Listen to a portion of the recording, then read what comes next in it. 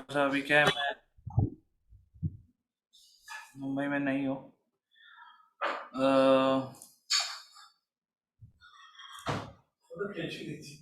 हाँ भाई, सब लोगों को सब ठीक से आवाज आ रहा है ना?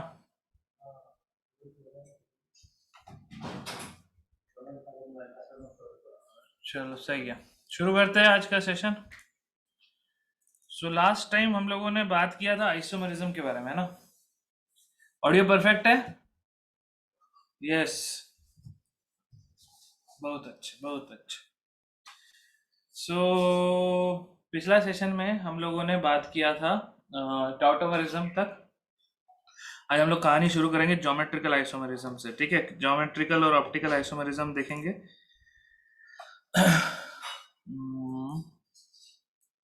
Just hold on.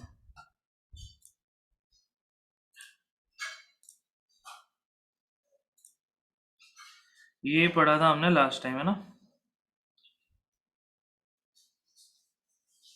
नोट्स वगैरह मैंने भेज दिया था ना आप लोगों को, सबको मिल गया था नोट्स?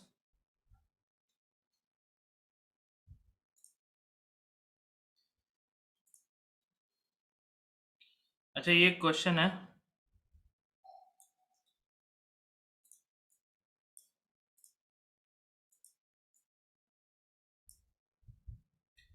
जल्दी से बताओ जरा, इसका करेक्ट आंसर क्या है? क्वेश्चन दिख रहा है सबको?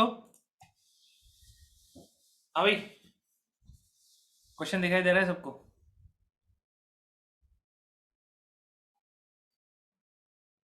ओम, मैंने नोट्स भेजा था टेलीग्राम पे।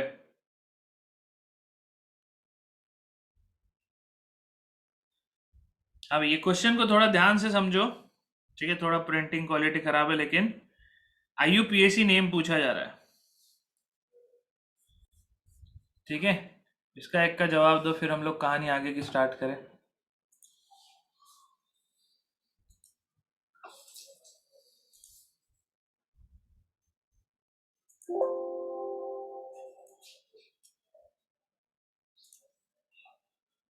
Please send me the link of Telegram. Telegram link जिसके पास भी नहीं है वो आखिरी में मिल जाएगा, ठीक है? End of the class upon Telegram link लेंगे। हाँ भाई।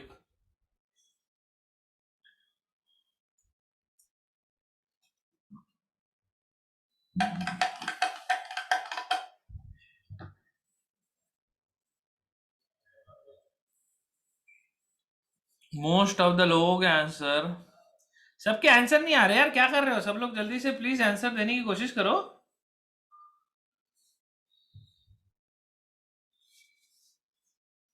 कुछ का आंसर बी है, कुछ का आंसर सी आ रहा है,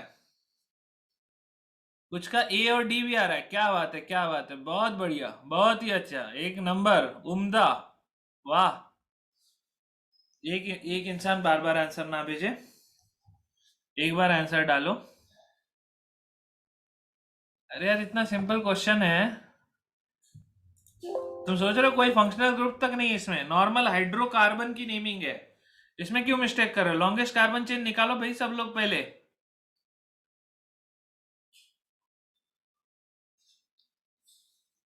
ए बी सी डी सारे आंसर आ गए।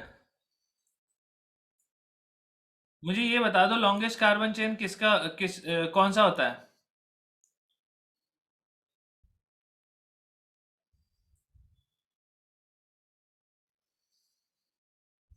इसमें लॉन्गेस्ट कार्बन चेन हेप्टेन है, सारे ही हेप्टेन है, क्या ही कर लेंगे। Yes, thank you so much. किसने जवाब दिया? धनंजय, आई थिंक इसका नाम धनंजय ही था। Which has maximum substituents? Perfect, longest carbon chain is the one which has maximum substituent. अब बताओ,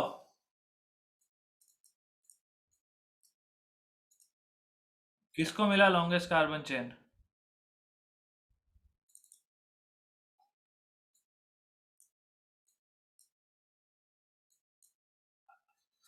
मैक्सिमम सब्सटीट्यूएंट, इसका करेक्ट आंसर है सी। ड्रॉ करके देखो भाई, नंबरिंग कहां से स्टार्ट करेंगे? नंबरिंग जहां पे CH3 थ्राइस है ना, टर्शरी कार्बन, 3 डिग्री कार्बन से नंबरिंग स्टार्ट करेंगे। लॉन्गेस्ट कार्बन चेन, हाँ लेफ्ट साइड में ऊपर से। ये सबको समझ, किसी को डाउट है तो बताओ जल्दी से, कैपिटल में डाउट लिखो जिसको भी डाउट है।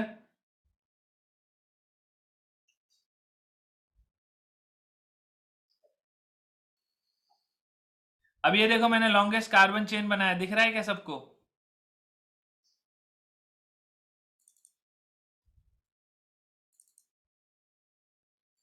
सबको दिखाई दे रहा है longest carbon chain?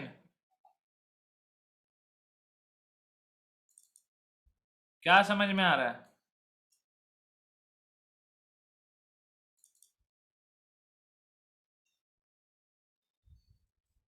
Maximum substituents जहां हो, क्लोरीन के चक्कर में मत पड़ो। जो लोग क्लोरीन के चक्कर में पड़े उनका आंसर बी आ रहा था। सबसे पहली चीज याद रखो, क्लोरीन की प्रायोरिटी अल्केन के नीचे है ना? अपने को उसके चक्कर में बैठना ही नहीं था। चलो ठीक है, डन। तो कहने का मतलब इतना ही था मेरा कि यार प्रैक्टिस करो। आईयूपीएसी ऐसी चीज है, जितनी प्रैक्टिस करोगे उतना अच्छा रहेगा। एक क्वेश्चन डेफिनेटली आ सकता है, अगर आ जाएगा तो इसी टाइप का कुछ क्वेश्चन होगा, देखने में बहुत आसान होगा, आंसर आने के बाद लगेगा अरे ये तो बहुत ही आसान था, लेकिन जब सॉल्व कर रहे होंगे तब तुम जरूर गलती करोगे। ये चीज नहीं होने देना है, ठीक है? चलो आगे बढ़ते हैं, आज का सेशन स्टार्ट करते हैं। Let us begin with geometrical isomers, ठीक है?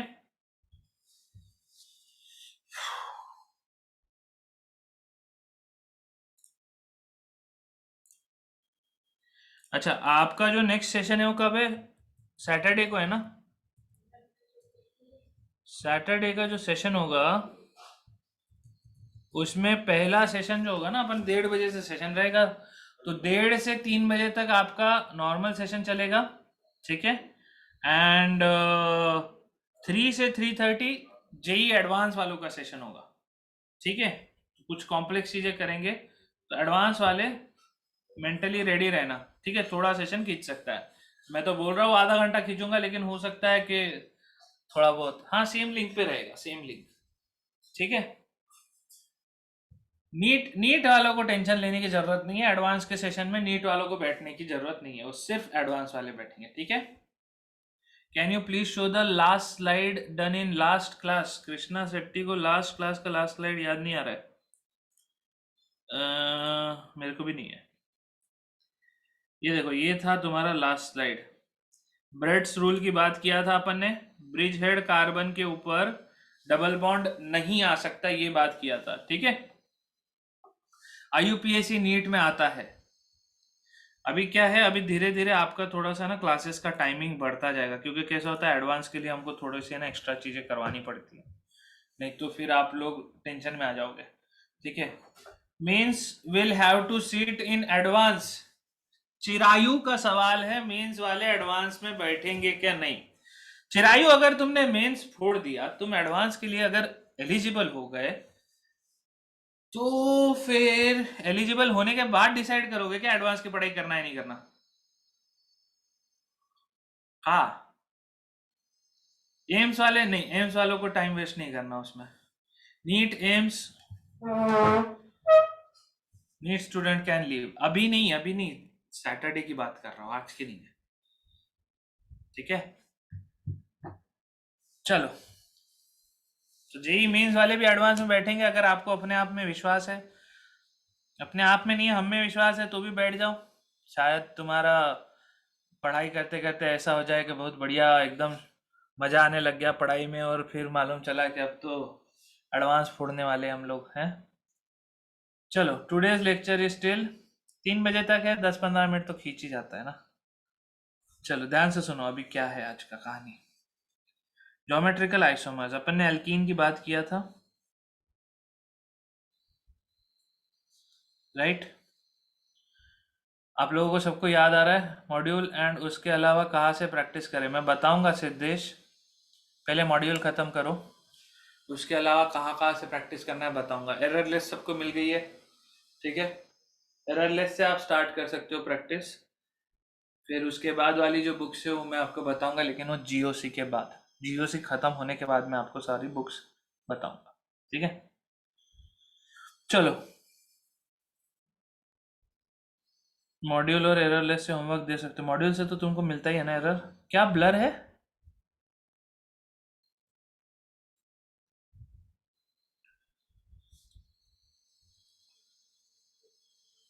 ये सबको दिख रहा है? सिस ट्रांस दिख रहा है सबको? ये वाला है सिस, ये वाला है ट्रांस। बहुत खूबसूरत। So what is geometrical isomer?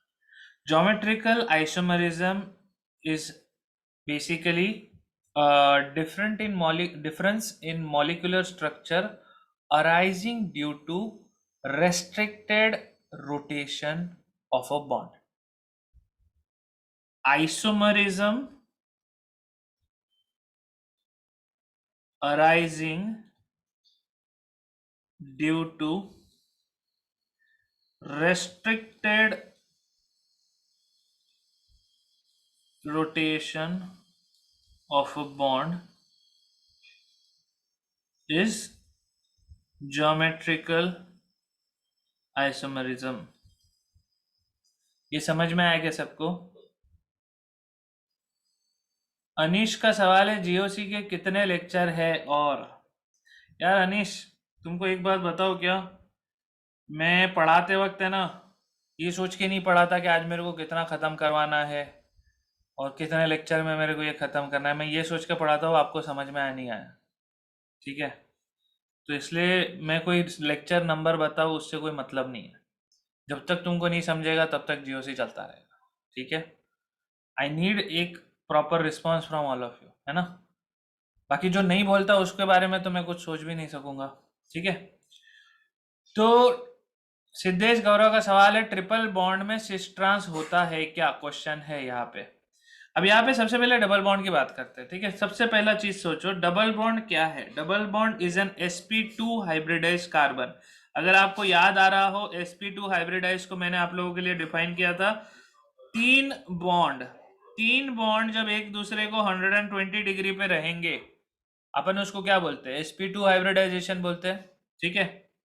अगर मैं sp हाइब्रिडाइजेशन की बात करूं, अब आप ये सोचो, देखो sp2 हाइब्रिडाइजेशन में जरा ध्यान से देखना, ये अगर जो बॉन्ड है इसको मैं अगर डबल बॉन्ड बना दिया, आपको ये पता है ना सिंगल बॉन्ड क्या होता है? एक ऑर्बिटल का ओवरलैप होता है, मतलब एक x ऑर्बिटल दूसरे x ऑर्बिटल के साथ ओवरलैप हुआ, x ओवरलैपिंग हुई। लेकिन ये सिंगल बॉन्ड का ओवरलैपिंग है, इस ओवरलैपिंग में there is possible of rotation of the bond, ठीक है? लेकिन अगर यहाँ पे सिंगल बॉन्ड नहीं डबल बॉन्ड बन जाता है तो डबल बॉन्ड के बाद अब रोटेशन पॉसिबल नहीं है। That is what's happening in this case where we have alkene और any kind of a double bond जहां पे sp2 कार्बन है, जहां पे आप उसका रोटेशन नहीं करवा सकते। That means this rotation is restricted because of a double bond. तो अगर रोटेशन रेस्ट्रिक्ट हो रहा है तो जो रिलेटिव पोजिशनिंग है कंपाउंड के अंदर, जो अटैच ग्रुप है, भावेश काले का सवाल है what is cis trans? Bhavesh Kale, तेरे को मैं इतना मतलब मेरे को क्या क्या बोलूं तेरे को? मैं पहली बार आया क्या मेरे क्लास में? है नया है क्या? नवा है क्या तू? पहली बार ट्रेन में चढ़ा गया? अनुज जादव का सेम क्वेश्चन है, what is cis trans? 3 lecture तक। हाँ तो निहार ने मिस कर दिया। बुशरा का फर्स्ट लेक्चर है, ऐसे सबका फर्स्ट लेक्चर ही लेके चलते हैं अपन, ठीक है ना? बहुत बढ़िया। आज सबका फर्स्ट लेक्चर है। सिस ट्रांस कौन है? सिस बोले तो बहन, ट्रांस बोले तो भाई। रुक जाना भाई, मैं तुमको जब बोला कि पढ़ाऊंगा, जब तक नहीं समझेगा तब तक पढ़ाऊंगा। फिर भी बीच में ऐसे सड़े सड़े सवाल मत पूछो, ठीक है? जब तक मैं नहीं बोला पूछो तब तक मत पूछना। ध्यान से सुनो, sp2 हाइब्रिडाइज कार्बन बोले तो क्या? जहां पे 120 डिग्री का बॉन्ड एंगल है, इट्स अ प्लेनार स्ट्रक्चर।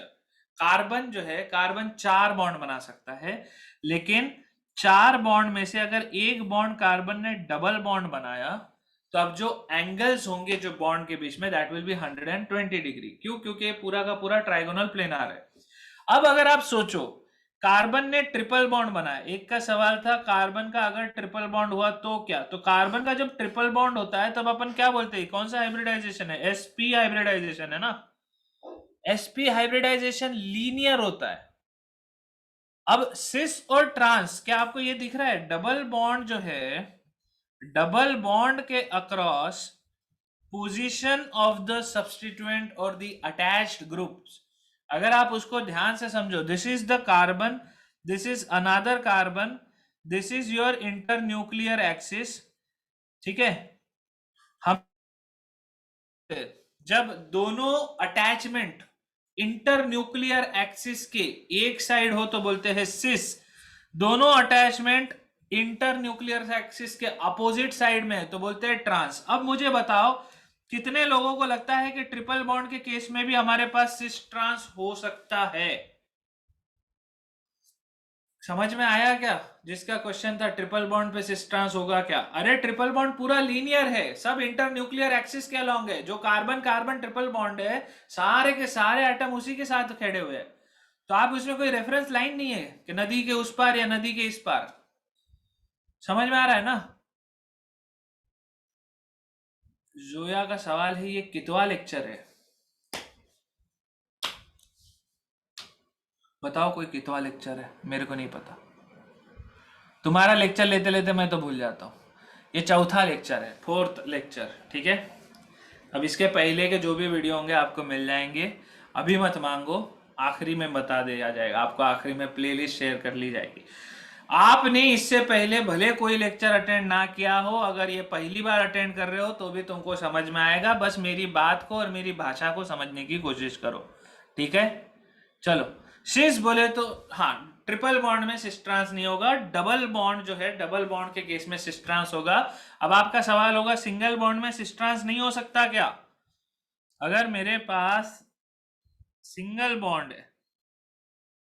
अच्छा, कितनों को ये तरीके से बॉन्ड अगर मैं ड्रॉ करूं तो समझ में आता है, कितने लोग थे मेरे उस क्लास में जिसमें मैंने वेज डैश स्ट्रक्चर बनाना सिखाया था, this is veg dash structure. कितनों को वेज डैश स्ट्रक्चर समझ में आता है, हैंड रेस करो। वेज डैश स्ट्रक्चर कितनों को समझ में आता है, हैंड रेस करो भाई। Veg dash structure Shivam sir ने बताया था अद्वैत।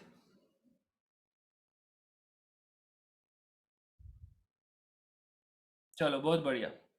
अभी आप ये सोचो, ये जो केस है यहाँ पे है आपके पास सिंगल बॉन्ड, अगर सिंगल बॉन्ड है तो वहां पे रोटेशन हो जाएगा।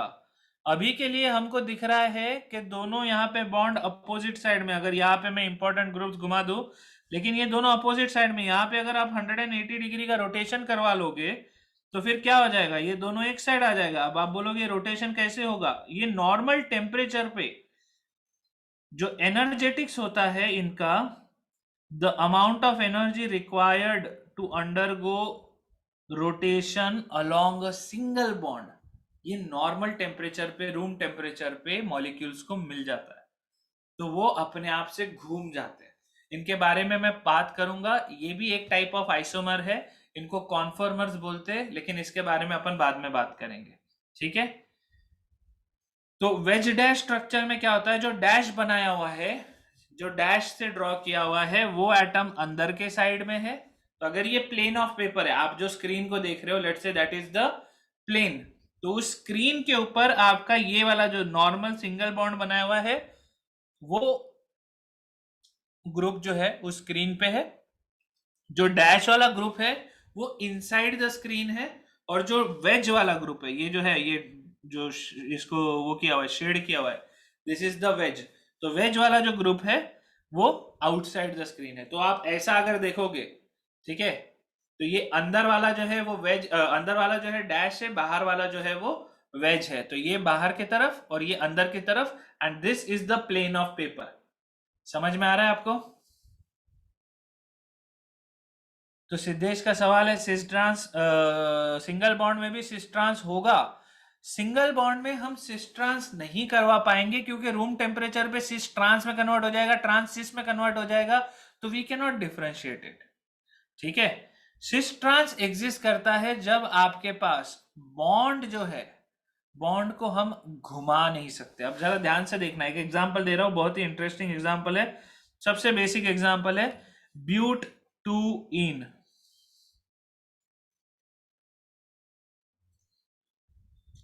ठीक है, single bond the dia name is same.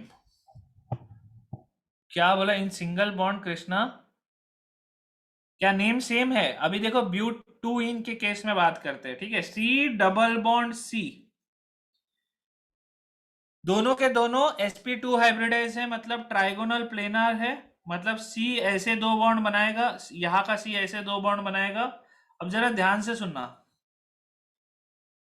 ये दोनों कार्बन sp2 हाइब्रिडाइज्ड है। इस केस में मैं यहाँ पे हाइड्रोजन लगाना चाहता हूँ, यहाँ पे CH3 लगाना चाहता हूँ, यहाँ पे हाइड्रोजन, यहाँ पे CH3। और दूसरा जो केस है उसमें मैं यहाँ पे CH3 लगा रहा हूँ, यहाँ पे हाइड्रोजन लगा रहा हूँ, यहाँ पे CH3 लगा रहा हूँ, यहाँ पे हाइड्रोजन लगा रहा हूँ। क्या आपको ये बात समझ में आ रही है? दोनों कंपाउंड सेम है या अलग है? Rudra please explain again, what, which part? जो मैं समझा रहा हूं वो पहले समझना। I am just trying to explain same thing using different different example, क्योंकि एक एग्जाम्पल अगर तुमको क्लिक हो गया तुमको सारे एग्जाम्पल समझ में आने लगेंगे। ठीक है, अब यहां पे आप ध्यान से सोचिए, ब्यूट टू इन अगर कोई मेरे को कंपाउंड बोलता है तो मैं ये दोनों कंपाउंड उसको ड्रॉ करके दे सकता हूं।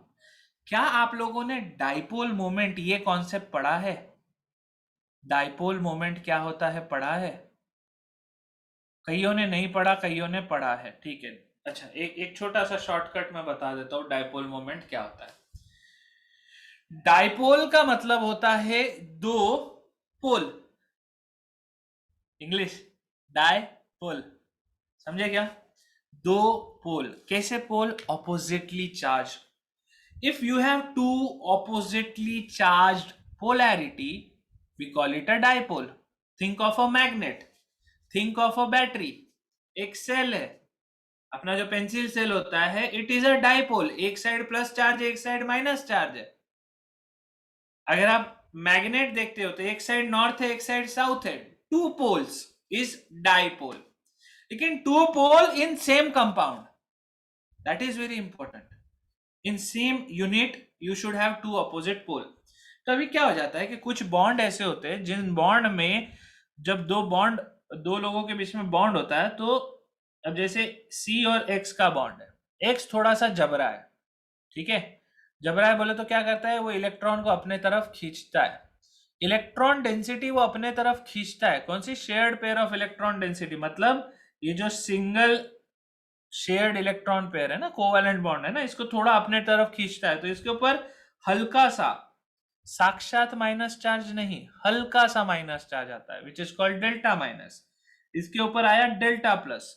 तो अब हम क्या बोलेंगे? अपन बोलेंगे कि ये जो बॉन्ड है, ये बॉन्ड में पोलैरिटी है, this bond is a polarised bond, ठीक है, या यहाँ पे दो अपोजिट चार्ज अलग अलग एटम के ऊपर एग्जिस्ट करते हैं, correct, partial negative charge partial positive charge, ठीक है।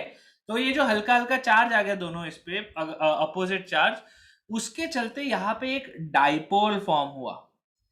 तो जब भी ऐसा किसी भी सिस्टम में, whether it is in chemistry और इन फिजिक्स, जैसा भी किसी सिस्टम में दो अपोजिट चार्ज एक ही यूनिट के अपोजिट एंड्स पे आ रहे हैं, तो उसमें अपन प्लस से माइनस के तरफ एक एरो ड्रॉ करते हैं और बोलते हैं दिस इज अ डाइपोल, ठीक है। यहां तक समझ में आए? फजांस रूल, रुको भाई मितांश, अभी तो टाइम है फजांस रूल।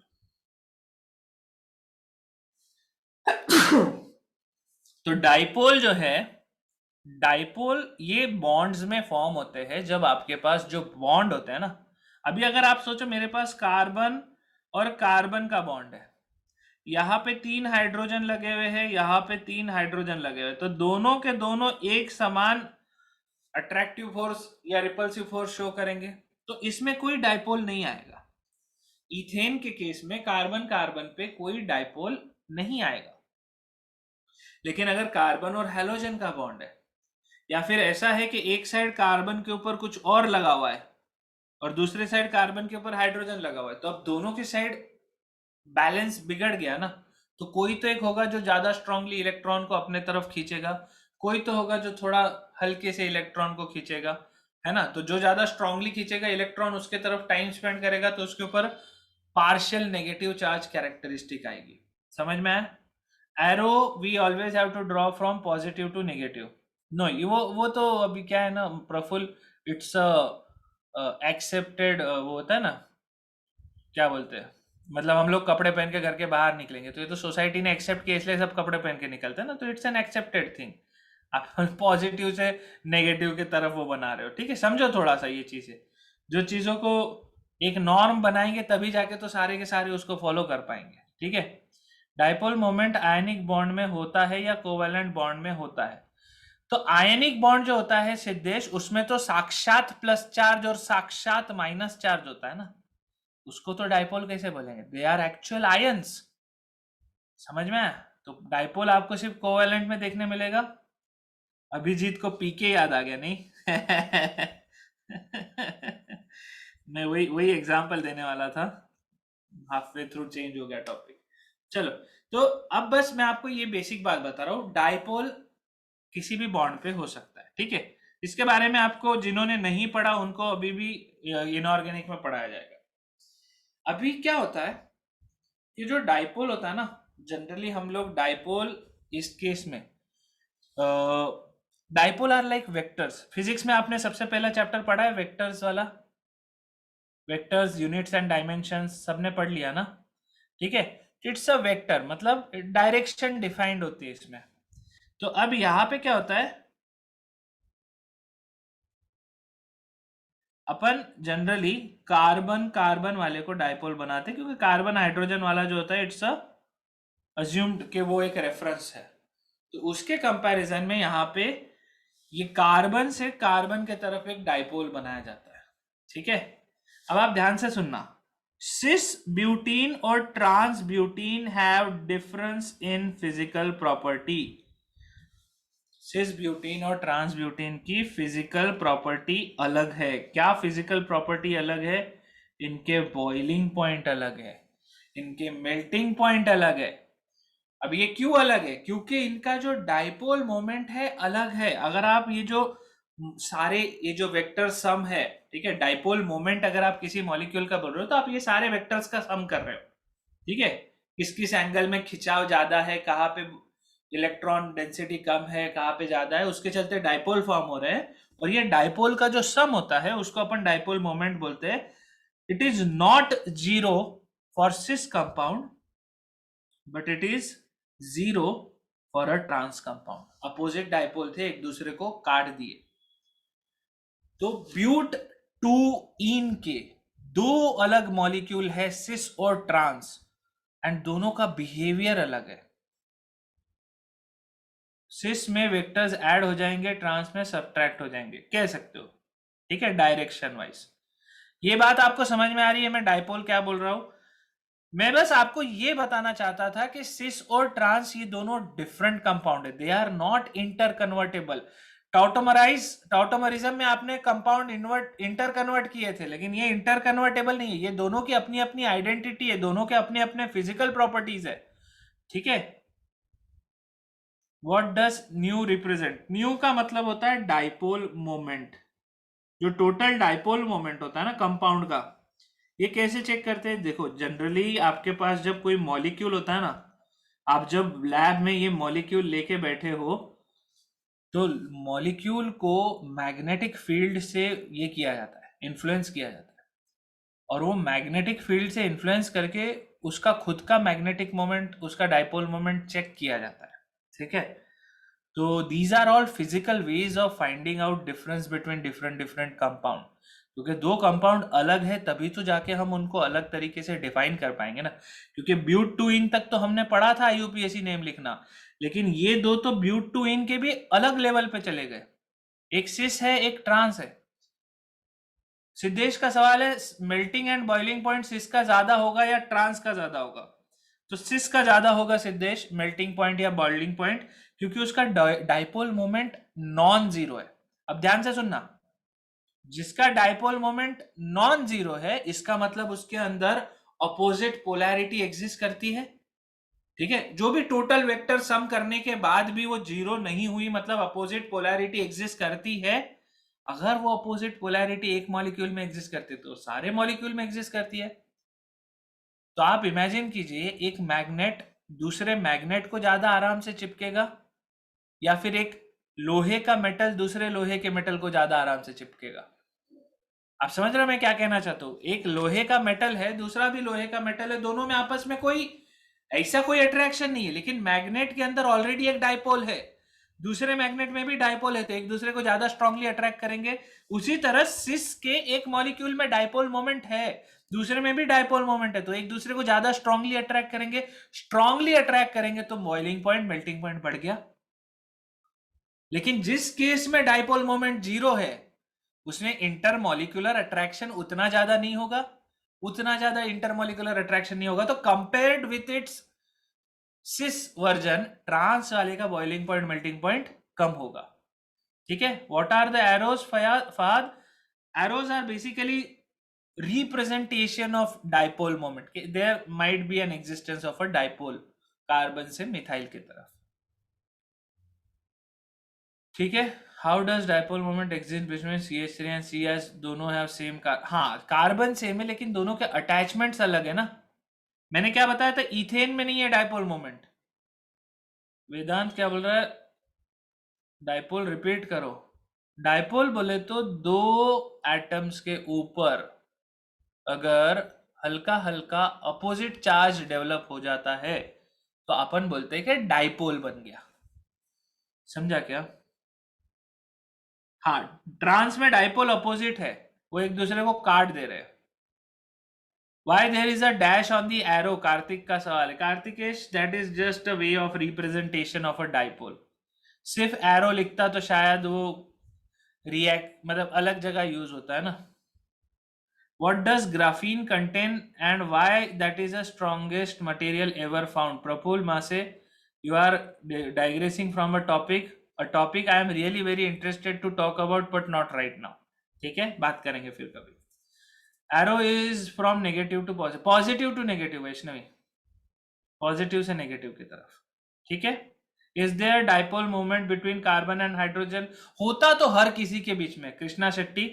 डाइपोल मोमेंट किसी भी दो एटम जिनके बीच में इलेक्ट्रोनेगेटिविटी डिफरेंस हो, उनके बीच में डाइपोल मोमेंट रहेगा।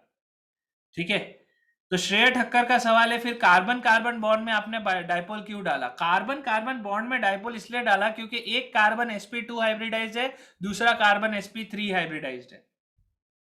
ठीक है, अभी आगे बढ़े क्या प्लीज?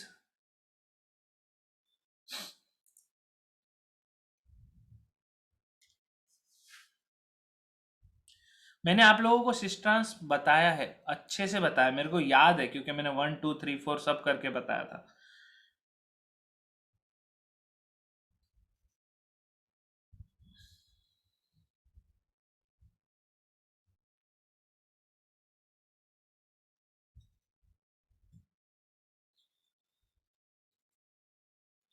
बताओ, ये कंपाउंड सिस है या ट्रांस है? श्रेय ठक्कर का सवाल है, हाइब्रिडाइजेशन से क्या फर्क पड़ता है? एस कैरेक्टर अगर बढ़ जाए तो अपन बोलते हैं कि इलेक्ट्रोनेगेटिविटी बढ़ जाती है, इलेक्ट्रोनेगेटिविटी पे फर्क पड़ता है। ठीक है, ये सिस है या ट्रांस है? ध्यान से देखना सब लोगों। वेरी गुड, उन्नति पहला जवाब, करेक्ट जवाब उन्नति का। उसके बाद अद्वैत ने सही जवाब दिया है, फिर नील नायक ने सही जवाब दिया है। यश बोला दोनों है ये दोनों नहीं है, ये ना तो सिस है ना तो ट्रांस है। सिस ट्रांस कैसे डिफाइन होता है? ये डिफाइन होता है रिलेटिव पोजिशनिंग से, relative positioning along the inter nuclear axis. अभी यहाँ पे आपके पास मिथाइल ग्रुप है, यहाँ पे आपके पास इथाइल ग्रुप है, बहुत अच्छी बात है, लेकिन ऊपर वाला भी तो इथाइल है। अगर आप ये दोनों इथाइल की पोजीशन चेंज भी कर दोगे तो क्या ही फर्क पड़ने वाला? समझ में आया कि क्या बोल रहा हूं? ये और ये दोनों सेम ग्रुप है, तो अपन बोल ही नहीं सकते कि एक बार CH3 के अपोजिट साइड में, एक बार CH3 के सेम साइड में।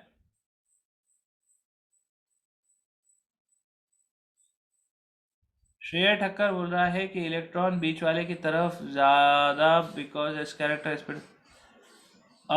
सही बोल रहा है श्रेय। हाँ सही पकड़ा। तो अपने को एक्चुअली इसका जो डायपोल का ये बनाना चाहिए था, ये उल्टा बनाना चाहिए था। डन श्रेय, सही पकड़ा है।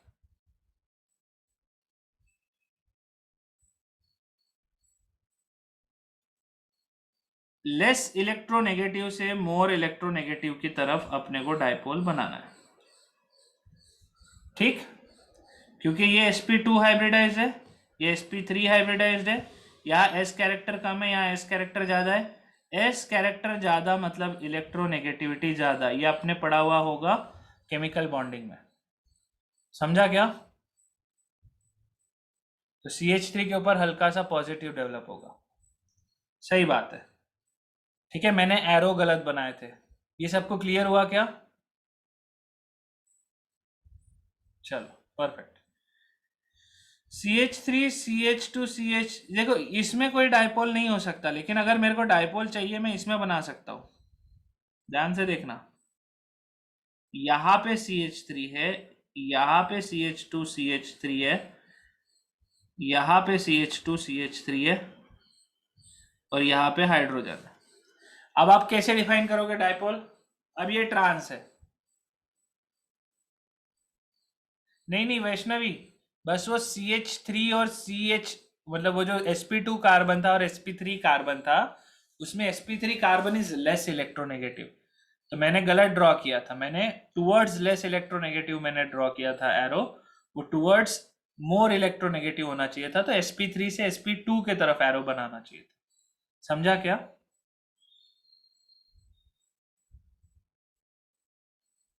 श्रेय बोल रहा है टाइप करने के चक्कर में सेकंड एग्जांपल नहीं समझा। अरे ये सिंपल एग्जांपल है ना। ये देखो यहाँ पे आपके पास इथाइल ग्रुप है। अब हमेशा क्या करने का, ये जो डबल बॉन्ड है ना, डबल बॉन्ड के अलोंग ये ऐसा ड्रॉ करने का, इंटर न्यूक्लियर एक्सिस। ठीक है, अब इंटर न्यूक्लियर एक्सिस के दोनों एक साइड है या अपोजिट साइड है, ये आपको देखना है। इसमें कुछ नहीं है क्योंकि दोनों सेम कंपाउंड है इस साइड। इसके केस में आप देखो इथाइल की पोजिशनिंग देखो, इथाइल एक दूसरे को ट्रांस है। ठीक है, यहां तक क्लियर है? फर्स्ट एग्जाम्पल का फाइनल आंसर है none, cis trans do not exist in this case.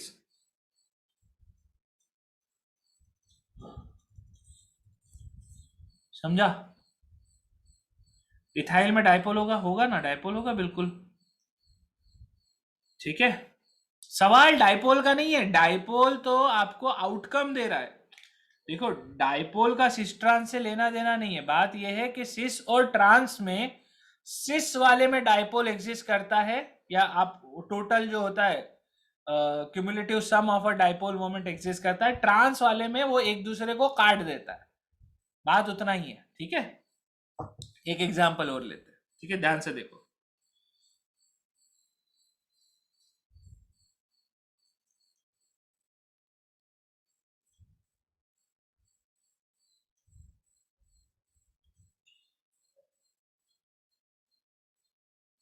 अब ये बताओ ये सिस है क्या ट्रांस है?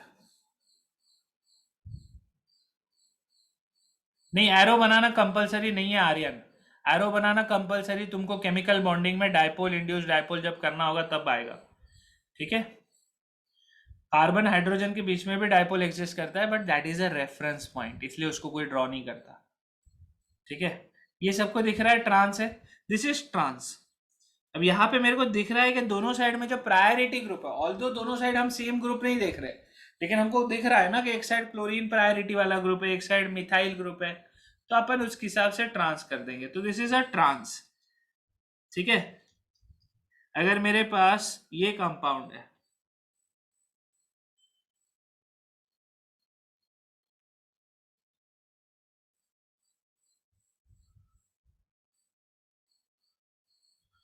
ये कंपाउंड है, किसी को पता है ये कंपाउंड कौन है? इसका नाम पता है? इसका नाम बहुत इंटरेस्टिंग नाम है, मैं एक मिनट कंफर्म कर लेता हूँ। इसका नाम है मलिक एसिड। यस, इसका अगर आप IUPAC नाम लिखना चाहोगे, शोएब मलिक नहीं इसका IUPAC नाम लिखोगे तो this is cis butane dioic acid. Cis butane dioic acid. अब आप जब ब्यूटेन डाइओइक एसिड बोलते हो तो लोगों को समझ में आ जाता है कि भाई डाइओइक है तो दोनों कार्बन जो है that will be part of the main carbon chain, ठीक है। लेकिन इसका जो जनरल नाम है, अब ये नाम किसको याद रखना जरूरी है? नीट वालों को ये याद रखना बहुत जरूरी है। ये Sumesh, hello, how are you?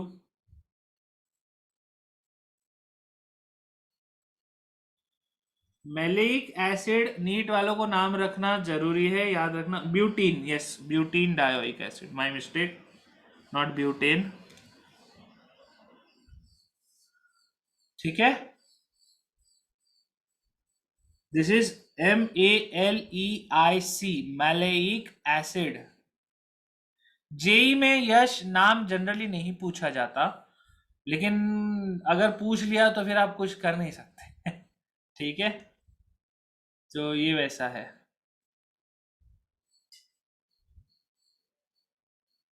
Is it the one in apples? Most probably ये वही है, ये एप्पल में होता है, यस, ठीक है। अच्छा, by the way, maleic acid है, MALEIC। अब एक MALIC ये अलग एसिड है, मैलिक एसिड एक अलग एसिड है, ठीक है, तो इसलिए इसको ध्यान रखना। थर्ड में trans because hydrogen opposite side पे है। अच्छा, तो अब इसका मतलब ये है कि finally we need to find out some more better way of writing cis trans, ठीक है। तो थोड़ा मैं सिस ट्रांस को लेके और आपको बताना चाहूंगा। सिस ट्रांस जो होता है ना,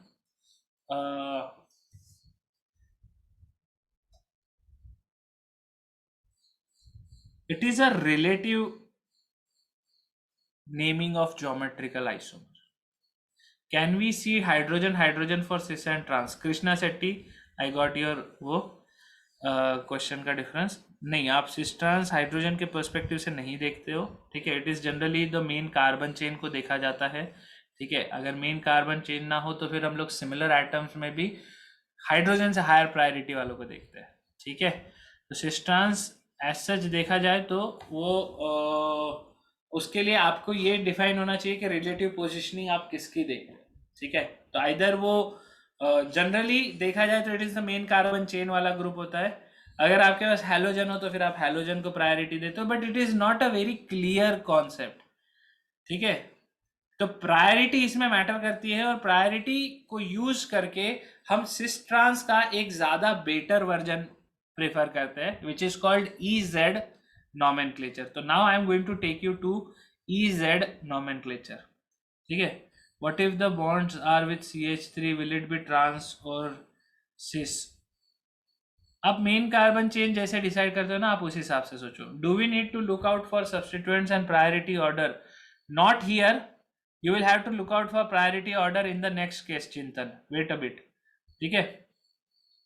what if carbon chain is present on all the four side? फिर आप longest carbon chain के हिसाब से देखोगे। चलो एक एग्जांपल और ले लेते हैं।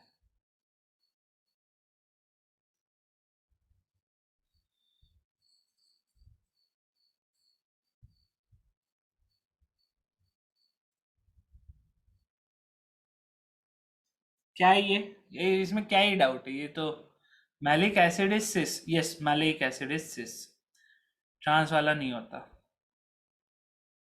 ये सबको समझ में आ रहा है? ठीक है, अब ये है ट्रांस। लेकिन अगर चलो मैं आपके लिए केस ये बना देता हूँ, ये भी एक बढ़िया सा एसिड है, COOH, COOH, CH3H। अब मुझे बताओ इसको क्या कहेंगे? इस एग्जाम्पल को क्या बोलेंगे? इसको सिस बोलेंगे या ट्रांस बोलेंगे?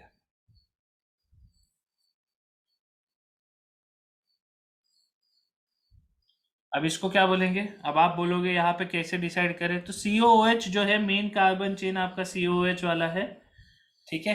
तो मेन कार्बन चेन एक दूसरे के सिस में चल रही है, दिस इज कॉल्ड,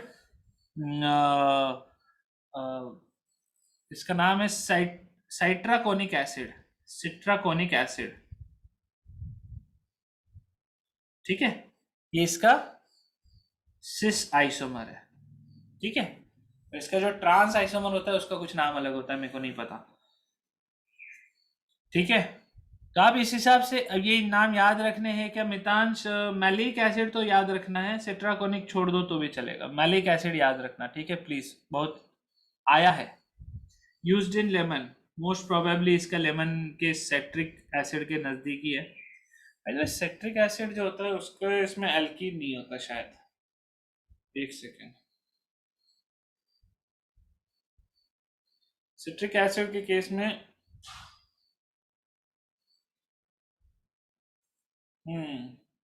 उसमें एल्कीन नहीं होता, वो अलग ही है, वो उसको बाद में देखेंगे, ठीक है। चलो, cis 3,4 dimethyl hex 3 ene is correct, 3,4 dimethyl hex 3 इन,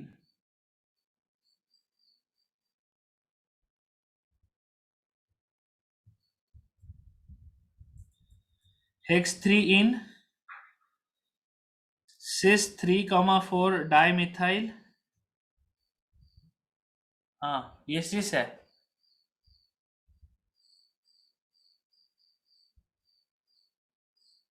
और second last sum, this is trans, trans 3,4 dimethyl hexene, ठीक है। ये वाला ट्रांस है, ये वाला सिस है, ठीक है। चलो एक एक अब आगे बढ़ते हैं, अभी मैं आपको है ना इसी का थोड़ा एक बेटर वर्जन समझाता हूं। It is absolute nomenclature system. तो cis trans was a relative nomenclature system, relative क्यों, आप देखते हो कि कौन से अपोजिट में कौन सा सेम है। All cis compound would have more boiling point, कह सकते हो कृष्णा, मतलब अनटिल एंड अनलेस अभी उसमें दो चार चीजें और आ जाती है, हाइड्रोजन बॉन्डिंग हो रहा हो, फिर उसमें अगर इंटर मॉलिक्यूलर हाइड्रोजन बॉन्डिंग हो गया और इंट्रा मॉलिक्यूलर हाइड्रोजन बॉन्डिंग हो गया तो फिर बॉइलिंग पॉइंट बदल जाएगा, ठीक है। सिस और ट्रांस को कैसे पहचानेंगे जोया, तब से अपन वही तो कर रहे हैं, सिस और ट्रांस कैसे पहचाना, आप दो ग्रुप को देखो ना, ये दो ग्रुप एक साइड है मतलब सिस है, अब यहाँ पे देखो ये दो ग्रुप अपोजिट साइड है मतलब ट्रांस है। आप बस सी डबल बॉन्ड सी के ऊपर एक ऐसा ड्रॉ कर लीजिए, सी डबल बॉन्ड सी पे आप ऐसे ड्रॉ कर लीजिए। कार्तिकेश का सवाल है व्हाट इज इजेड, रुको तो सही, सांस तो लेने दो मेरे को।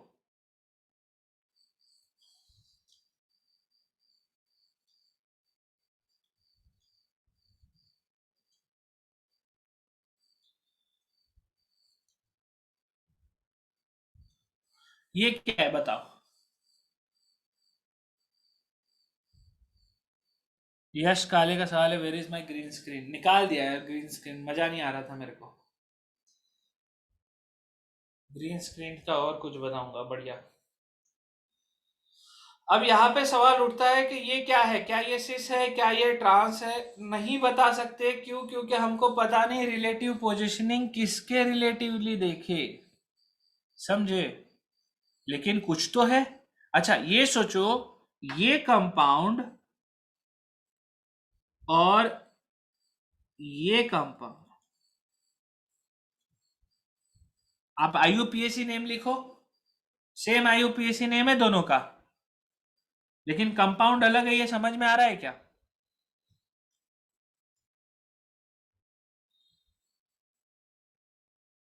IUPAC नेम सेम है,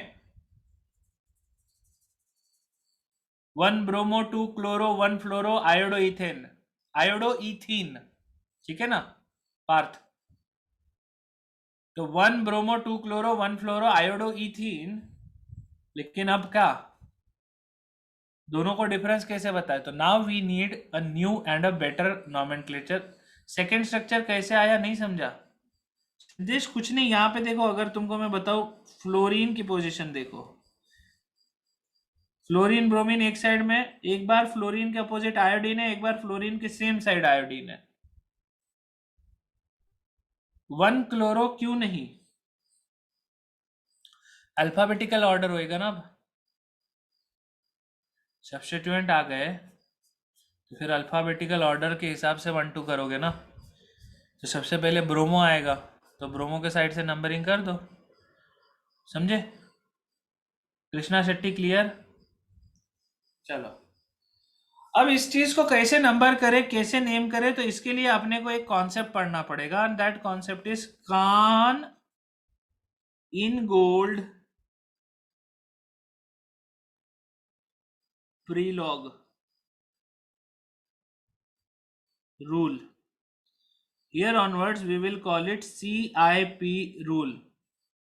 समझा क्या? Cahn Ingold Prelog rule जो है, can you repeat its name? Fluorine को क्यों कंसिडर नहीं किया? अरे bromine, bromo, chloro, fluoro, iodo, attach group का सीक्वेंस ये है ना। ब्रोमो, फिर क्लोरो, फिर फ्लोरो, फिर iodo. Alphabetical order Anuj Jadhav. जिसको भी IUPAC नेम नहीं समझा उसको मैं बता रहा हूं, अल्फाबेटिकल ऑर्डर में लिखोगे ना। जब अपन सारी चीजें सेम है बोलते हैं, है दोनों के केस में क्या? इथीन। फ्लोरीन को क्यों कंसिडर नहीं किया? फ्लोरीन क्यों किया? अरे नहीं भाई, मैं बस दो अलग कंपाउंड बताने की कोशिश कर रहा हूं। फ्लोरीन को इसलिए कंसिडर किया क्योंकि मैं बस बोल रहा था फ्लोरीन के अपोजिट है एक बार आयोडीन, फ्लोरीन के सेम साइड है एक बार आयोडीन। ऐसा नहीं बोला कि फ्लोरीन को कंसिडर किया। नंबरिंग 1 यहां होगा, 2 यहां होगा।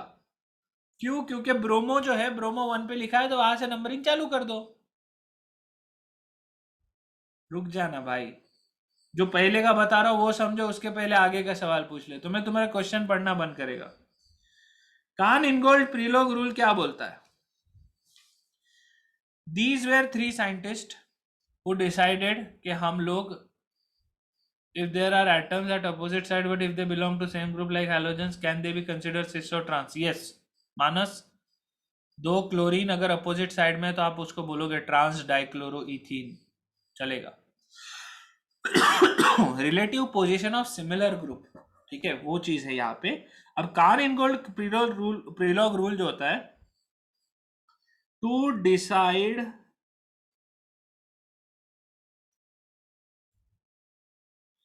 प्रायोरिटी ऑफ अटैच्ड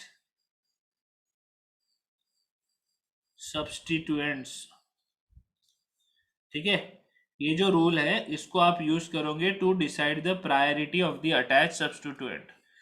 इस रूल के according directly attach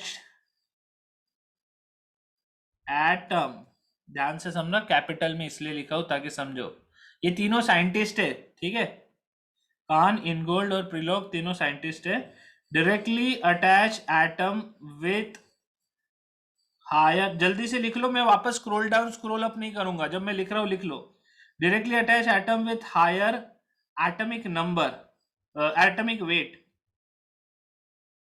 directly attach atom with higher atomic weight has higher priority. Rule number 2, if directly attached atoms are same, second atom attached to the directly attached atom will be considered। एक एक करके समझाता हूं, ठीक है, पहले लिख लो, English है, पहले लिख लो, फिर तुमको मैं उसको एक्सप्लेन करता हूं। तो ये क्या करता है, ये सब्स्टिट्यूएंट ग्रुप की प्रायोरिटी डिसाइड करता है। ठीक है, अब अपन वापस जाएंगे अपने एग्जाम्पल पे जिसमें फ्लोरीन, क्लोरीन, ब्रोमीन, आयोडीन सब लगे हुए। ठीक है, तो कान इनगोल्ड प्रीलॉग, इसका जो प्रायोरिटी रूल है वो सिर्फ यहाँ पे यूज नहीं होता, ये बहुत जगह यूज होता है। ये इवन आपको अभी ऑप्टिकल आइसोमरिज्म अपन जब पढ़ेंगे तब भी ये यूज होगा। ठीक है, तो इसको जरा ध्यान से समझ लेना, क्योंकि आगे आप आर एस कॉन्फ़िगरेशन वगैरह जितना भी लिखोगे सब इन्हीं के रूल को फॉलो करके आप प्रायोरिटी डिसाइड करोगे। ठीक है,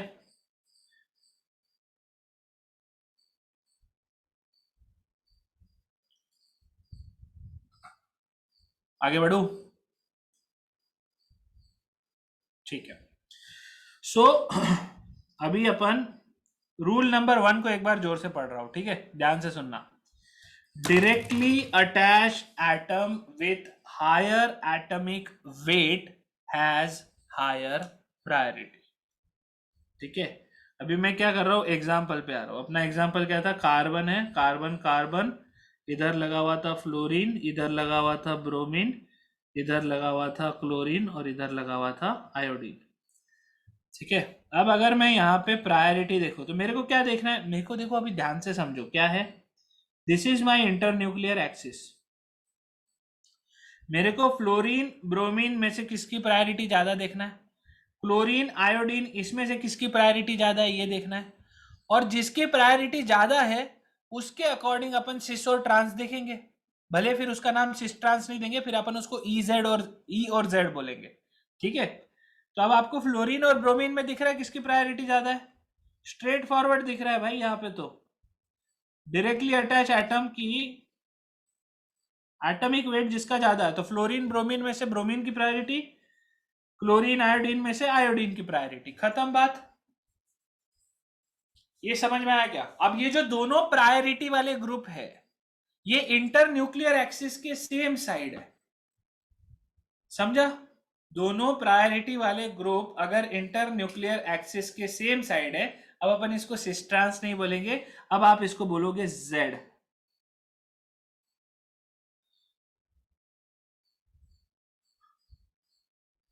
प्रायोरिटी किसको दे, देखो फ्लोरीन और ब्रोमीन में अपन प्रायोरिटी डिसाइड करेंगे, क्लोरीन और आयोडीन में अपन प्रायोरिटी डिसाइड करेंगे, क्योंकि अपन तो रिलेटिव पोजीशन की बात कर रहे हैं ना। अगर यहाँ पे मुझे सिस ट्रांस लेना है तो मैं किसके, ब्रोमीन के अपोजिट में किसको लू, ब्रोमीन के रिलेटिव पोजीशन पे किसको लू कि मैं उसको सिस बोलूं और उसको ट्रांस बोलूं। तो यहाँ पे आयोडीन की प्रायोरिटी ज्यादा है, तो टेक्निकली आप बोलोगे कि ब्रोमीन और आयोडीन एक दूसरे को सिस है। लेकिन we are far beyond the cis trans nomenclature system, क्योंकि सिस ट्रांस में तो आप सिमिलर मॉलिक्यूल्स को देखते थे या फिर मेन कार्बन चेन के हिसाब से देखते थे। ठीक है, यहाँ पे हमने प्रायोरिटी डिसाइड किया किसके बेसिस पे, हायर एटॉमिक वेट। फ्लोरीन और ब्रोमीन में सबको याद है ना, फिर कल बाहर आई आंटी, ये याद है क्या नहीं किसी को, सबको पीरियोडिक टेबल याद हुआ क्या नहीं। पीरियोडिक टेबल याद नहीं करोगे केमिस्ट्री में कुछ नहीं कर पाओगे। तो अब आपको समझ में आ रहा है किसकी प्रायोरिटी कैसे डिसाइड हुई।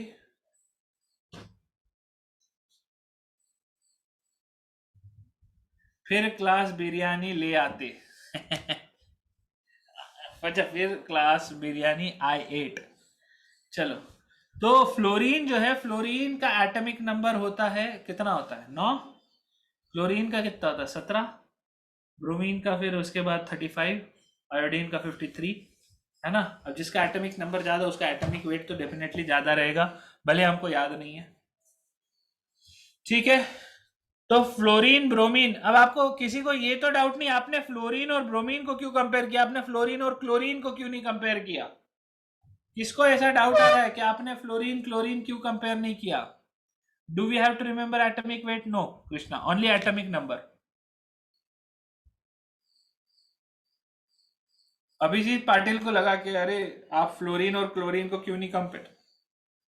अरे आप ये सोचो ना भाई, ये डबल बॉन्ड है ना, ये डबल बॉन्ड है, ये डबल बॉन्ड के अराउंड रेस्ट्रिक्टेड रोटेशन नहीं है। तो या तो अगर यहाँ रेस्ट्रिक्टेड रोटेशन नहीं होता तो ये दोनों सेम कंपाउंड होते, लेकिन ये रेस्ट्रिक्शन है तो ये दो अलग कंपाउंड है ना। अब ये सोचो ना, अब मैं इसके पोजीशन के हिसाब से इस वाले का पोजीशन देखूंगा ना।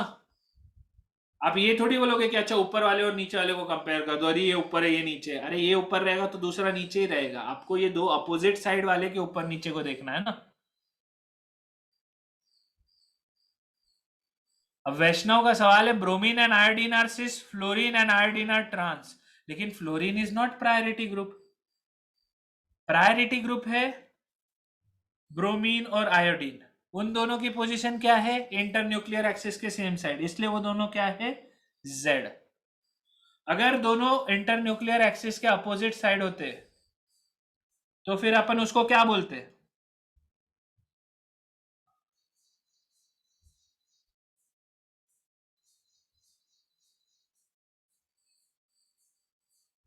अब इसको आप क्या बोलोगे? नाउ दिस इज ई। अब आप बोलोगे ई जेड आया कहां से? मत पढ़ो, जर्मन नाम है, ठीक है। जेड बोले तो सेम साइड, ई बोले तो अपोजिट साइड। कुछ तो भी उसका ऐसा है, जुसमेन और एंटगेगेन, ठीक है। अब आप गूगल गूगल करके उसकी स्पेलिंग देख लेना, मेरे को याद नहीं रहता। शॉर्टकट नाम रख दीजिए। शॉर्टकट नाम रखे क्या? चलो ठीक है, मेरे को शॉर्टकट से अच्छा मेरे को ये समझ, देखो जेड जो है ना, जेड को अगर ड्रॉ करो तो जेड में दोनों लाइन अपोजिट साइड आती है, ठीक है। तो जर्मन लोग है उल्टा काम करते हैं, तो सिस वालों को उन्होंने जेड दे के रखा है, ठीक है। और ई वाले में देखो दो सारे के सारे लाइन सेम साइड होते हैं, ये सिस होना चाहिए था, लेकिन जर्मन लोग है उल्टा काम करते हैं तो उन्होंने अपोजिट रखा,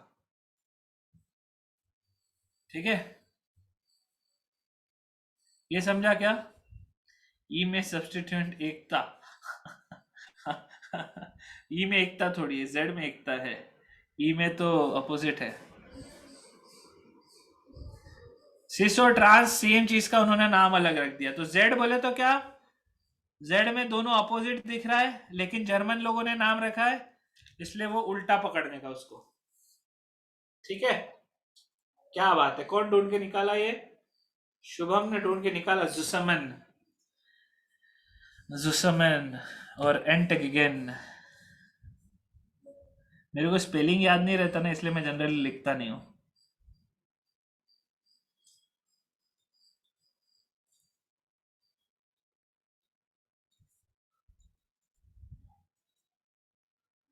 एंटीगेन का क्या स्पेलिंग है? एंटीगेन। फहाद का नाम सुन के हेडफोन निकल गए नहीं?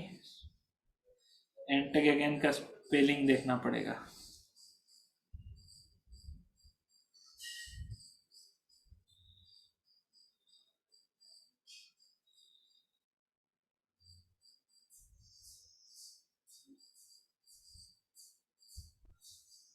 एंटागेगेन, ENTA है ना?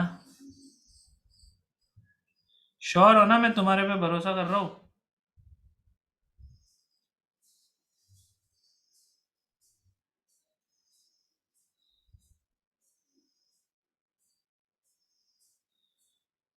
जुसमैन इन जर्मन इसका मतलब होता है एकता। जुसमैन का जर्मन मीनिंग है, दिख रहा है क्या? एकता, टुगेदर। और एंटागेगन मतलब अपोजिट, ठीक है। सर या एलिमेंट ना होके कंपाउंड होते तो सिस ट्रांस ही होता ना? नहीं, तो भी आप EZ is the perfect nomenclature system, cis trans नहीं है। तुमने एक चीज देखा होगा, मैंने देखो उस पर क्या लिखा है, यहां लिखा है एब्सोल्यूट नॉमेनक्लेचर। एब्सोल्यूट नॉमेनक्लेचर का मतलब ये रिलेटिव पोजीशनिंग से नहीं डिफाइन होता। चलो अब तुम्हारे लिए इसका थोड़ा सा एग्जाम्पल कराता हूँ। एग्जाम्पल, कृष्णा शेट्टी का कहना है एग्जाम में हम लोग सिस ट्रांस लिखे क्या या जेड लिखे? एग्जाम में EZ ही लिखना होगा, आपको पूछा जाएगा सिस ट्रांस, जब होगा तब पूछा जाएगा सिस ट्रांस लिखना है। बट अगर IUPAC नोमेनक्लेचर के हिसाब से चलते हो तो EZ is the system which has been accepted by IUPAC, not cis trans, ठीक है। इन केस अगर लड़ाई हो जाए किसी के साथ तो EZ कैसे पहचाने समझ नहीं आया, दो चार एग्जाम्पल और करते ना। अमन टेंशन क्यों ले रहा है? बैठा हूं अभी मैं, इधर ही हूं अभी। ये देखो, मिथाइल, इथाइल, हाइड्रोजन, ड्यूटेरियम। अब बताओ, सिस ट्रांस वाले तो हाथ ऊपर कर देते यहाँ पे, तो ना भैया हमको ना मालूम, सिस है का ट्रांस है। और बहुत खाना खा के बैठ गया यार आज मैं, बैठे नहीं जा रहा मेरे से। E is enemies which are on opposite side. अच्छा, जी बोले तो दोस्त जी, जैसे भी तुम्हारे हिसाब से देख लो, ठीक है। मैंने कि जैसे याद रखा मैंने आपको बता दिया, जेड अपोजिट साइड है लेकिन जर्मन लोगों के चलते। हाँ भाई, ये सिस ट्रांस ना। अब आंसर ई जेड में आना चाहिए। सबसे पहले अपन डिसाइड करेंगे प्रायोरिटी, ठीक है। मिथाइल इथाइल में किसकी प्रायोरिटी? देखे, मिथाइल इथाइल में, तो मिथाइल को अगर देखो डायरेक्टली अटैच एटम दोनों के केस में कौन है? कार्बन।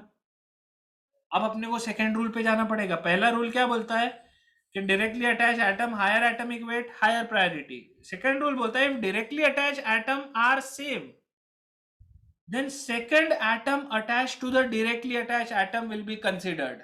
चलो, तो अभी सेकेंड अटैच एटम, यहां पे तो तीनों के तीनों हाइड्रोजन है, और यहां दूसरे के केस में क्या है? दूसरे के केस में दो हाइड्रोजन है और एक कार्बन है। तो अपन सेकेंड अटैच एटम कौन सा लेंगे? कार्बन। यहाँ पे कार्बन, यहाँ पे हाइड्रोजन, किसकी प्रायोरिटी ज्यादा? क्योंकि ये देखो, ये भी हाइड्रोजन ये भी हाइड्रोजन, क्या ही करेंगे मारा पीटी करके, एक एक को कैंसिल आउट हो गया। तो सेकेंड अटैच एटम यहाँ पे कौन देखोगे? एक साइड में हाइड्रोजन है और एक साइड में कार्बन है, कार्बन की प्रायोरिटी ज्यादा, इसीलिए इथाइल की प्रायोरिटी मिथाइल से ज्यादा। अब इसमें देखो, there is a very high probability आप लोग वो आईयूपीएसी नोमेनक्लेचर वाला प्रायोरिटी ऑर्डर यूज करोगे। अरे sir, COH, CHO, chlorine, bromine, नहीं क्लोरीन ऊपर ब्रोमीन नीचे, नहीं। यहाँ पे आपको ये कान इन गोल्ड, एटॉमिक वेट सीधा सीधा है, ज्यादा हेडेक नहीं करना, ठीक है। वो वाली प्रायोरिटी ऑर्डर इसमें नहीं लगाना। वो COOH सबसे टॉप में है, क्लोरीन ब्रोमीन बहुत नीचे है। वो प्रायोरिटी ऑर्डर है for functional groups of organic compound. This priority order is just for naming, creating the, दोनों में से किसको ज्यादा प्रेफरेंस दे वो प्रायोरिटी, ठीक है। रूल टू नहीं समझा? समझाता हूं, तीन एग्जांपल लूंगा रूल टू के, टेंशन मत लो, ठीक है ना। एक बार ध्यान से सुनो, CH3 और C2CH3 किसकी प्रायोरिटी ज्यादा है? तो CH3 में कार्बन एटम दोनों सेम। When the directly attached atom, जो कि दोनों केस में कार्बन है, is same, then we move on to the second directly attached atom which in this case is hydrogen, whereas in this case ethyl वाले case में it is carbon. तो priority किसकी ज्यादा हुई? प्रायोरिटी ज्यादा हुई इथाइल की। अब हाइड्रोजन ड्यूटेरियम, कहानी सीधी खत्म, जिसका एटॉमिक वेट ज्यादा, मतलब किसकी प्रायोरिटी हुई? ड्यूटेरियम। ड्यूटेरियम कौन है? हाइड्रोजन का भाई, जिसमें एक न्यूट्रॉन भी है लेकिन, समझे? तो अब आपको प्रायोरिटी दिख गई। अब मुझे बताइए, ये ई है या जेड है? सर मुझे वो जो दो डायग्राम ड्रॉ किए वो समझ में नहीं आया, ये इथाइल मिथाइल वाला। This is the methyl group and this is the ethyl group, ठीक है। तो ये क्या हुआ? Z। सेकेंड रूल को एक्सप्लेन करने के लिए और दो एग्जांपल ले रहा हूं, ध्यान से सुनो, ठीक है, रुको, टेंशन मत लो।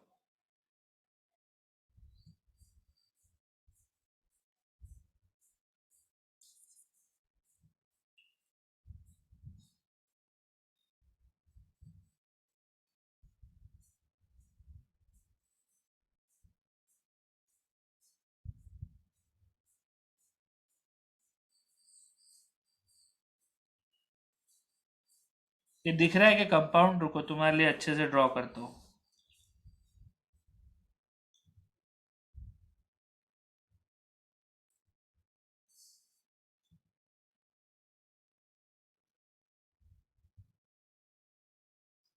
ठीक है,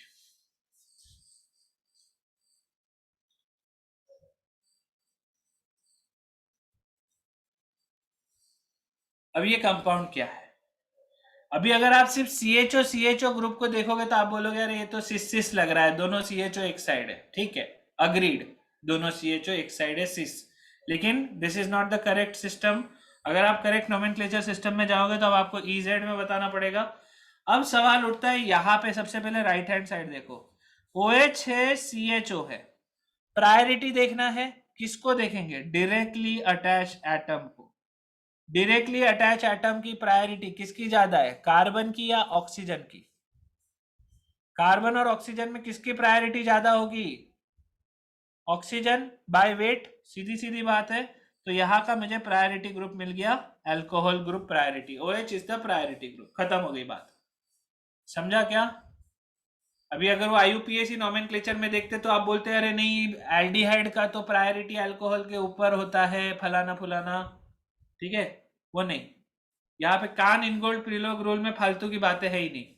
डायरेक्टली अटैच्ड एटम, नीचे में कार्बन है, ऊपर में ऑक्सीजन है, ऑक्सीजन की प्रायोरिटी ज्यादा, ठीक है। वरद पाटिल, चमका के तेरे को मैं क्या बोला, राइट हैंड साइड पे समझ में आया? अभिजीत पाटिल का सवाल है उसमें प्रायोरिटी ऑर्डर कैसे बनाया था, वो प्रायोरिटी ऑर्डर हमको IUPAC ने दे के रखा था। सबसे ऊपर COOH आता है, फिर COCl, फिर CHO, फिर OH, और वो प्रायोरिटी ऑर्डर अलग था, वो फंक्शनल ग्रुप वाला। अमन अडोड को नहीं समझा, क्या नहीं समझा? इतना क्लियर कट बता तो दिया भाई, डायरेक्टली अटैच एटम देखो ना यार,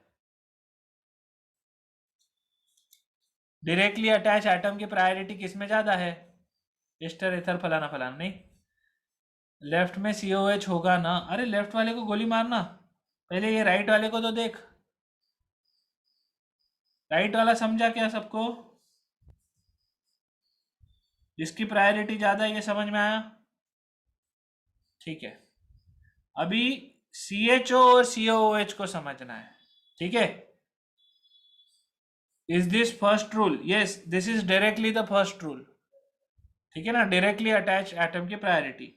अब जो लेफ्ट हैंड साइड है ना, इसमें आपको सेकेंड रूल लगाना पड़ेगा, क्यों? क्योंकि यहाँ पे डायरेक्टली अटैच एटम, यहाँ पे भी कार्बन है, यहाँ पे भी कार्बन है, ठीक है। तो अब मैं दोनों के लिए लिखता हूं, अगर मैं COOH के लिए लिखूं और मैं COH मतलब CHO के लिए लिखूं, तो इसको आप कैसे रिप्रेजेंट कैसे कर सकते हो, ये थोड़ा ध्यान से समझना। COOH can be represented as के कार्बन ने दो बॉन्ड, एक ऑक्सीजन के साथ और एक बॉन्ड एक ऑक्सीजन के साथ, तो टेक्निकली कार्बन जितने भी बॉन्ड बनाए सारे के सारे किसके साथ बनाए, ऑक्सीजन के साथ बनाए, ठीक है। Whereas in the second case, carbon ने दो बॉन्ड ऑक्सीजन के साथ बनाया और एक बॉन्ड हाइड्रोजन के साथ बनाया। कंपैरिजन समझ रहे हो? CIP रूल का जो सेकेंड रूल है वो ये कहता है कि डायरेक्टली अटैच्ड एटम सेम हो, तो फिर आप उस अटैच एटम के सेकंड अटैच एटम को देखो, उसके बाद वाले अटैच्ड एटम को देखो, तो उसके बाद वाले अटैच एटम को देखोगे तो ये देखो, ऑक्सीजन ऑक्सीजन हटाओ, ऑक्सीजन ऑक्सीजन हटाओ, ऑक्सीजन हाइड्रोजन गया, प्रायोरिटी किसकी, COOH की।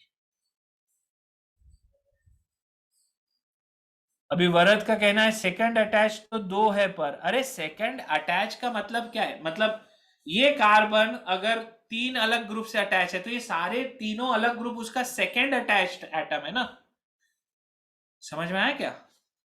सेकंड अटैच का मतलब इसके बाद जो नेक्स्ट अटैचमेंट है, आप थोड़ी बोलोगे ये वाला सेकंड है उसको थर्ड बोलेंगे, अरे ये तो मारा पिटी हो गई यार। फिर सेकंड अटैच बोले तो वो कार्बन आगे जिससे जिससे भी आगे अटैच्ड है वो पाई बॉन्ड है, अगर किसी से डबल बॉन्ड है तो उसको दो बॉन्ड की तरह गिनो, C डबल बॉन्ड O है तो आप उसको बोलो कि दो बार ऑक्सीजन से अटैच्ड है, समझा? IUPAC नॉमेनक्लेचर वाला इधर नहीं लेने का कृष्णा, मैं तेरे को इसलिए चिल्ला चिल्ला के पहले बोला कि वो लोगे तो गलती करोगे, और वो इसलिए मैं अभी बता रहा हूँ क्योंकि वो गलती आप में से कई लोग बाद में करने वाले हैं, तो I am just trying to prevent it, लेकिन प्रिवेंशन के बाद भी गलती होती है तो फिर अब इसमें मेरी गलती तो नहीं है ना। तो COOH एंड COH ये दोनों में डिफरेंस इतना ही है कि एक में यहाँ पे OH है, एक में यहाँ पे H है। अब यहाँ पे उसके सेकंड अटैच एटम में देखोगे तो यहाँ ऑक्सीजन यहाँ हाइड्रोजन आएगा, तो प्रायोरिटी आ गई आपकी किसकी ज्यादा, COOH की, तो यहाँ COOH की प्रायोरिटी ज्यादा है और यहाँ पे OH की प्रायोरिटी ज्यादा है. What is this compound? This is again zusammen. Togetherness. सबको चमका, जुसामिन चमका. एक और लू एग्जांपल. सेकेंड पार्ट नहीं समझा यश कदम को. सेकेंड पार्ट नहीं समझा तो फिर एक और एग्जांपल लेता हूँ, और क्या ही कर सकता हूँ मैं. ठीक है ना. अगले एग्जांपल में शायद समझ जाए. What will be the IUPAC name of this compound?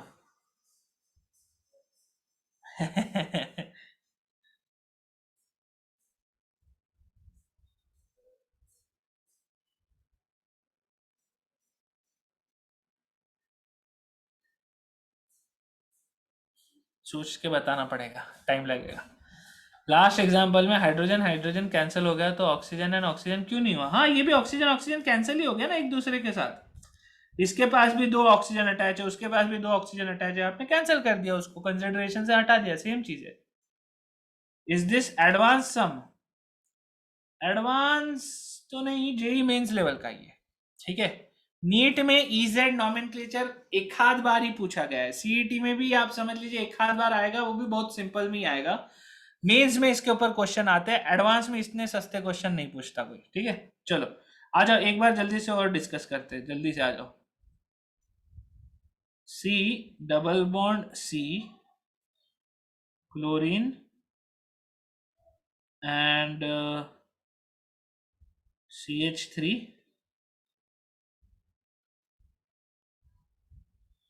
cyanide and CH2 NH2. अब आएगा मजा. ठीक है. वेदांत राव रानी क्या पूछ रहे? Did you appear for advance? फिर मैं आईटी कैसे जाता अगर नहीं देता तो? चलो इसको सोच के बताओ, ई है या जेड है? एक साइड मैंने आप लोगों के लिए बहुत आसान छोड़ा है, एक साइड में तो आप सीधा सीधा क्लोरीन वो करके.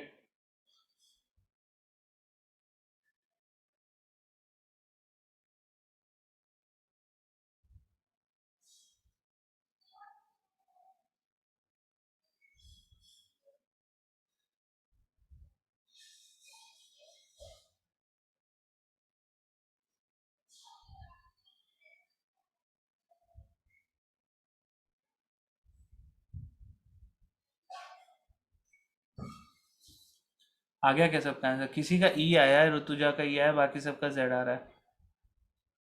हम्म. यहाँ पे तो क्लोरीन है. अब सवाल उठता है कि साइनाइड और CH2NH2 को लेके कैसे सोचे. ध्यान से सुनना. अगर सेकेंड रूल नहीं समझा, अब समझ आ जाएगा. साइनाइड को मैं कैसे लिखूंगा? ट्रिपल बॉन्ड N है, बोले तो कार्बन ने तीनों बॉन्ड नाइट्रोजन के साथ ही किया है, तो सेकेंड अटैच एटम कार्बन का है ही नाइट्रोजन. वेरएज इसके केस में दो हाइड्रोजन है और एक नाइट्रोजन है. Nitrogen nitrogen cancel. अब ले लो किसी को भी. ये हाइड्रोजन नाइट्रोजन में किसकी प्रायोरिटी? नाइट्रोजन की प्रायोरिटी. चमका के इस बार समझा क्या? C ट्रिपल बॉन्ड N था एक जगह पे, एक जगह था CH2NH2. ठीक है. तो C ट्रिपल बॉन्ड N को मैंने लिखा C तीन बार नाइट्रोजन से जुड़ा है, ऐसा सोच के. जो सेकंड अटैच एटम नाइट्रोजन था, इसका सेकंड अटैच एटम हाइड्रोजन था. साइनाइड की प्रायोरिटी ज्यादा, साइनाइड की प्रायोरिटी ज्यादा, that mean this compound is also Z. ठीक है. धन्य हो प्रभु. अगर ये समझ में आ गया तो अब आप आगे बहुत कुछ अच्छे से समझ में आ जाएगा.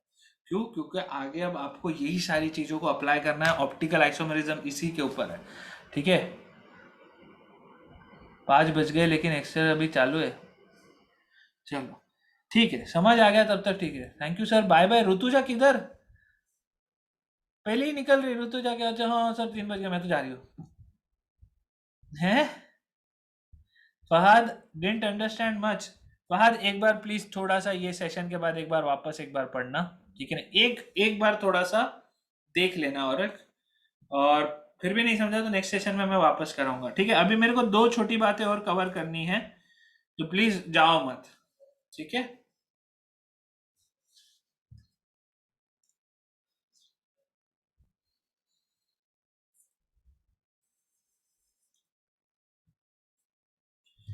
मुझे ये बताओ,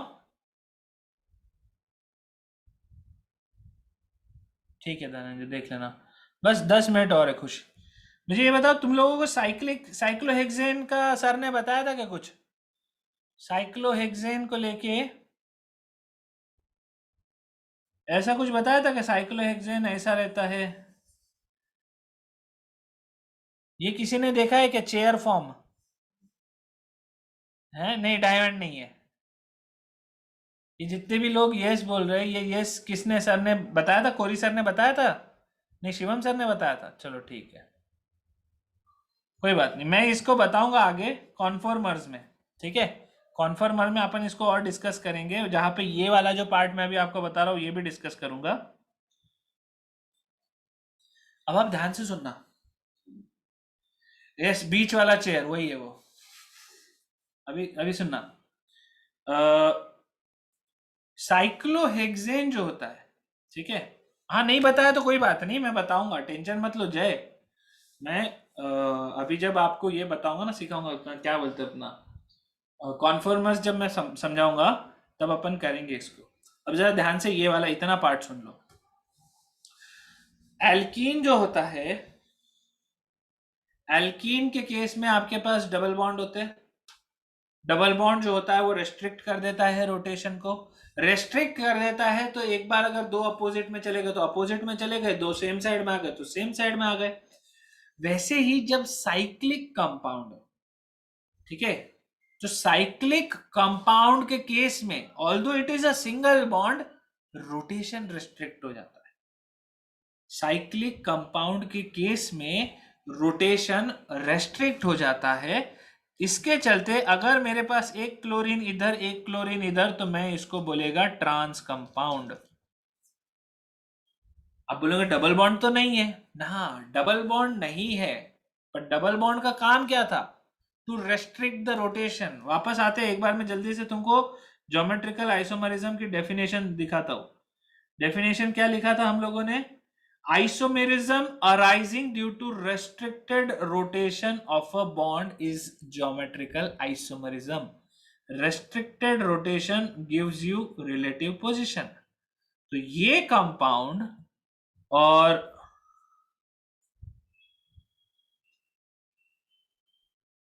ये कंपाउंड अलग है, एक सिस है, एक ट्रांस है।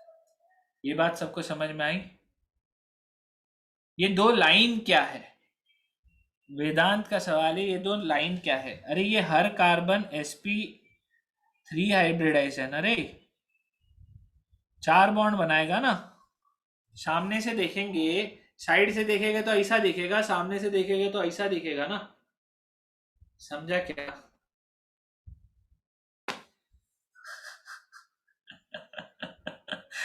ठीक है, रिलेटिव पोजीशन समझा क्या? अगर मैं ये ऐसा देख रहा हूं, इसमें ऊपर लगा है क्लोरीन, इसमें नीचे लगा है क्लोरीन, तो अब ऐसा नहीं है कि आप बोलोगे तो सिंगल बॉन्ड है घुमा दो ना ना, पीछे से पूरा जुड़ा हुआ है, साइक्लिक टूट जाएगा। वाइज रोटेशन रेस्ट्रिक्टेड आविष्कार का सवाल है, तो it is because it is a cyclic compound. अगर मेरे को इसको रोटेट करवाना है, ठीक है, जस्ट इन केस अगर ये साइक्लिक कंपाउंड है, एक साइड को पूरा रोटेशन करवाना है, तो दूसरे साइड का बॉन्ड तोड़ना पड़ेगा ना। तोड़ोगे तभी ये घूमेगा, मैं तोड़ नहीं सकता, नहीं तो फिर वो साइक्लो कहीं रखे, साइक्लिक कंपाउंड नहीं रहेगा।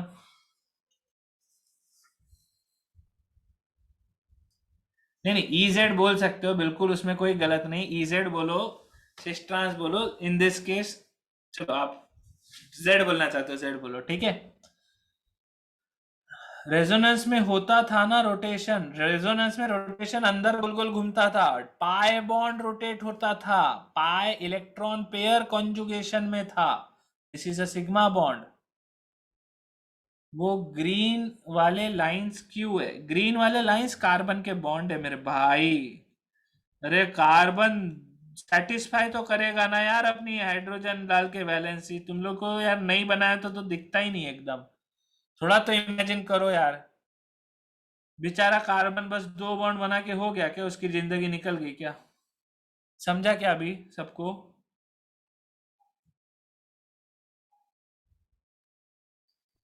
Geometrical isomerism only possible in double bond, right? नहीं, geometrical isomerism also possible in cyclic compound. ठीक है, अनुज यादव को थोड़ा चमका। साइक्लिक में डबल बॉन्ड ट्रिपल बॉन्ड में भी रोटेशन रेस्ट्रिक्शन होगा ना। साइक्लिक में डबल बॉन्ड, देखो साइक्लिक में ट्रिपल बॉन्ड तो आना नहीं है, ठीक है।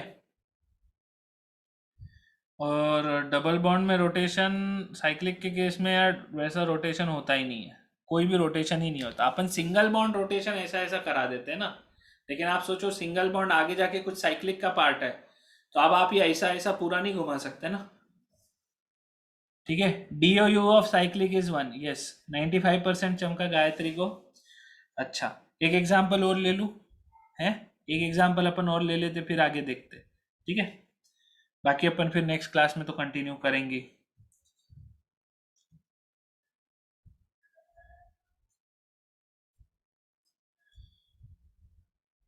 अभी आप ये सोचो, मैं एंड वाले कार्बन लिया, ठीक है, ये कार्बन लिया, चलो जिसको पूरा चमका वो तो मजा आ गया मेरे को सुन के, ठीक है। अगर नहीं चमका तो भी मैं कोशिश कर ही रहा हूं। कहने का तात्पर्य क्या है यश कदम? कहने का तात्पर्य इतना ही है कि ये जो दो मॉलिक्यूल बनेंगे, ये दोनों मॉलिक्यूल की अपनी अलग अलग आइडेंटिटी होगी। जैसे अब मैं यहाँ पे क्लोरीन लगाया, यहाँ पे क्लोरीन लगाया, यहाँ पे क्लोरीन लगाया, यहाँ क्लोरीन लगाया, बताओ जरा ये पहला कंपाउंड, ये 1 क्या है और 2 क्या है? सिस्ट्रान से बताओ। इप्सो एंड पैरा पोजीशन पे ग्रुप होगा तो उस पे मत जाओ ना, पहले बेसिक वाले पे तो समझ लो। सबको समझ में आया क्या? पहला ट्रांस, दूसरा cis. By any kind of rotation मैं बॉन्ड तोड़ नहीं सकता, साइक्लिक है तो किसी भी टाइप के रोटेशन के बाद क्लोरीन की जो, दोनों क्लोरीन की जो पोजीशन है वो एक दूसरे से अपोजिट ही रहेगी। आप बोलोगे लेकिन ये तो बहुत दूर दूर है, दूर दूर है लेकिन it's a relative position system, right? आपको वो रिलेटिव पोजीशन सिस्टम समझना है। अगर आप ये, अगर इसको आप ऐसे इंटर न्यूक्लियर एक्सिस के तरह ट्रीट करते हो, ये दो कार्बन एक दूसरे के साथ जुड़ गए, समझा कि आपको सिस और ट्रांस दिख रहा है ना?